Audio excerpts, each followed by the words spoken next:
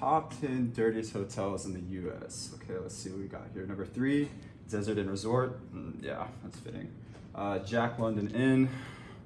Wait a second. Number 1, Grand Resort Hotel and Convention Center. That's bullshit. So that was a video representation of the case TripAdvisor versus Seaton, which will be further discussed within this PowerPoint. I'm Amanda Ventura. I'm Hailey Brockett. I'm Madeline Marzolf. I'm Victoria McDonald. I'm Jacqui Sobel. And I'm Jake Stallings. So to begin, our case was called Seaton versus TripAdvisor. This case revolved around TripAdvisor, a worldwide internet company that does hotel and restaurant surveys. So anyone who makes a TripAdvisor account can review such companies that are on their website and can write up their own personal experience they had with any businesses they have encountered. That's also on the site. In this case, it was also noted that TripAdvisor is the defendant against Kenneth Seaton, who's the plaintiff who filed a lawsuit against them. More on Seaton, he is and was, as the hotel is not in service anymore, the owner of the Grand Resort Hotel and Convention Center. This hotel was the largest hotel in Pigeon Forge, Tennessee, so it gets a lot of attraction, not only from residents within the area, but visitors from outside. So the hotel is an important source of revenue for the town, which is why Seaton thought the case was very important to file against. The case began in 2011 when TripAdvisor released its 2011 Dirtiest Hotels list. The Grand Resort, owned by Seaton, was placed as number 1 on this list. The review read, "If you're looking for a hotel with chewing tobacco spit oozing down the halls and corridors, spiders actively making webs in every corner of your room, carpeting so greasy and dirty you wouldn't want to set your luggage down, let alone walk around barefoot, by all means, stay at the Grand Resort." Infuriated by this claim, Seaton filed a lawsuit on October 11th, 2011. The case was heard by the United States District Court for the Eastern District of Tennessee, where the court ruled that what the website created was indeed constitutional. Unsatisfied with this outcome, Seaton appealed to the Circuit Court for Sevier County, Tennessee. To go into more detail, we'll be discussing each side's argument as well as the key facts next. Seaton had originally believed that TripAdvisor had tried to intentionally terminate his business relationships for the Grand Resort, claiming that TripAdvisor's statement wasn't fact to be fact. His initial claim was that TripAdvisor had defamed and painted him in a false light, and he claimed that TripAdvisor's survey included false facts.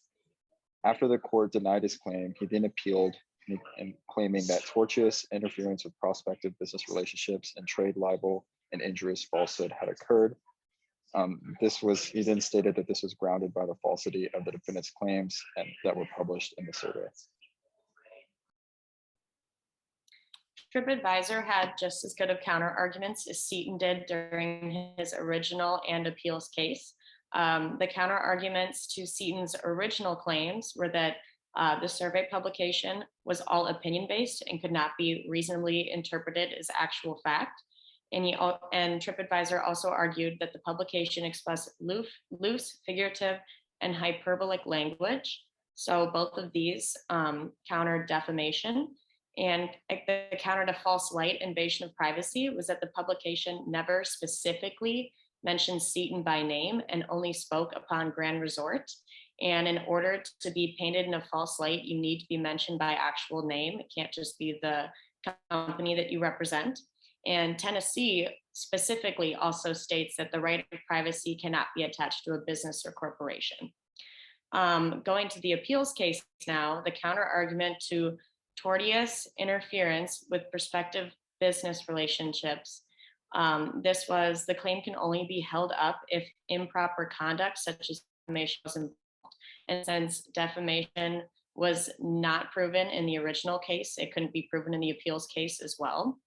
And the counter argument to trade libel injurious falsehood was that trade libel injurious falsehood requires proof of false fact being published. And TripAdvisor previously argued that the publication was opinion-based and hyperbolic, so no fact could be proven false in this publication. So all of Seaton's claims were knocked down by the court.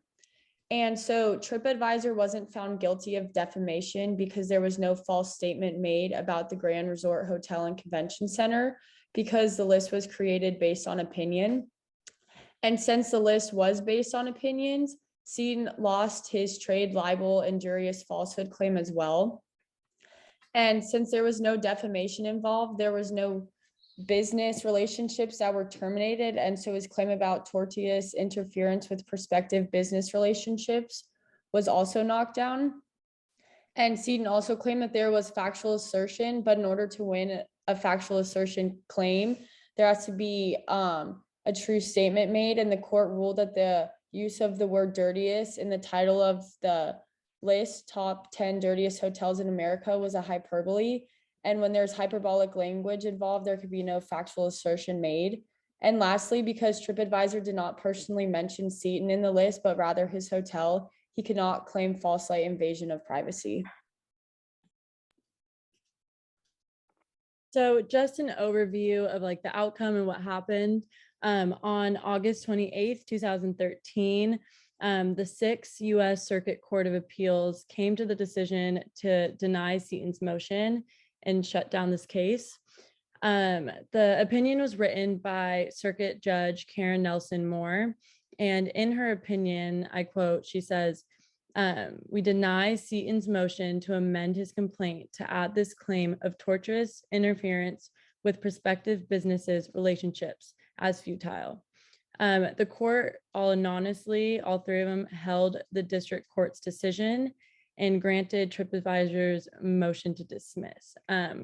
Like we said, they came to the decision of the conclusion because TripAdvisor's dirtiest hotels list is clearly unverifiable rhetorical hyperbole, and that no sensible person would not confuse a ranking system, which consumer reviews as its litmus for an objection assertion of fact.